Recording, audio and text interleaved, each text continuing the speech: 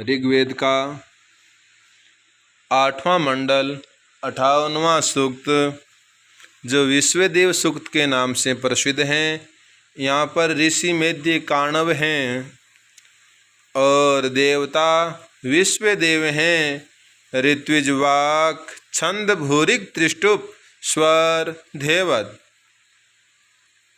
यं ऋत्विजो बहुधा कल्पयन्ता सचेतस यज्ञमिमं वहन्ति यो अनुजानो ब्राह्मणो युक्त आसीत् कास्मिन् तत्र यजमानस्य संवित। ऋत्विज लोग यम जिसको बहुधा अनेक प्रकार से कल्पयंत कल्पना का विषय बनाते हैं। सचेत से ज्ञानी पुरुष इमं यज्ञम इस यज्ञ को वहन्ति धारण करते हैं। ज्ञानी पुरुषों का जीवन यज्ञमय ही होता है। यह जो अनुचान ज्ञान का प्रवचन करने वाला ब्राह्मण ब्रह्मवेता पुरुष युक्त योग युक्त आसीत होता है, तत्र उस योग को करने पर यजमानस्य इस यज्ञशील उपासक की संवित अनुभूति स्वित निश्चय से का आनंदमयी होती है। ज्ञानी पुरुष यज्ञशील होते हैं। ये ज्ञानी ब्रह्मवेता योगी पुरुष एक अद्भुत आनंद की अनुभूति को प्राप्त करते हैं। कौन सा आनंद? वो ब्रह्मानंद। दूसरा मंत्र ऋषि मेद्य काणव हैं। देवता विश्वदेव छंद निचृत त्रिष्टुप स्वर धेवत।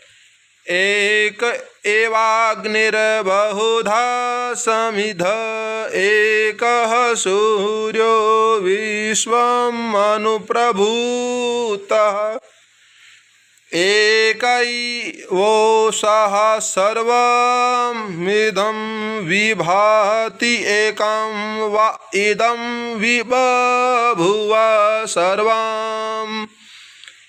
एक एव अग्नि, एक ही अग्नि बहुधा समिधः ग्रहापत्य बनती है, कभी आह्वान्य बनती है, कभी दक्षिणाग्नि आदि रूप से दीप्तमान होती है या प्रकाशित होती है।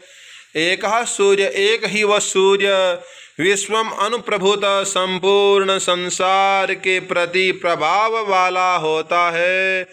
एक एव उषा, एक ही उषा इदम सर्वम इस सब को, इस सारे संसार को विभाति दीप्त कर देती है, प्रकाशित कर देती है। एकम व एक ही सत पदार्थ इदम सर्वम यह सब कुछ विबभुव हो जाता है। एक ही प्रकृति कितने ही रूपों में विकृति को धारण करती है। अग्नि के विविध रूपों का विचार करें तो उस अग्नि में ही प्रभु की महिमा दृष्टिगोचर होने लगती है। ये अग्नि ऑक्सीजन और हाइड्रोजन को मिलाकर पानी बनाती है और वही कालांतर में उस जल को फाड़कर फिर गैसों का रूप दे देगी। वही अग्नि है। सूर्य का विचार करें तो वहाँ भी प्रभु की अद्भुत महिमा दिखाई दे रही है। कितनी दूरी तक इस सूर्याग्नि का संताप व प्रकाश पहुँचता है। उषा का अपना ही कुछ अद्भुत महत्व है। एक प्रकृति से कितने विविध पदार्थ बन जाते हैं। यह सब विचार हमें उस प्रभु की महिमा का स्मरण कराता है।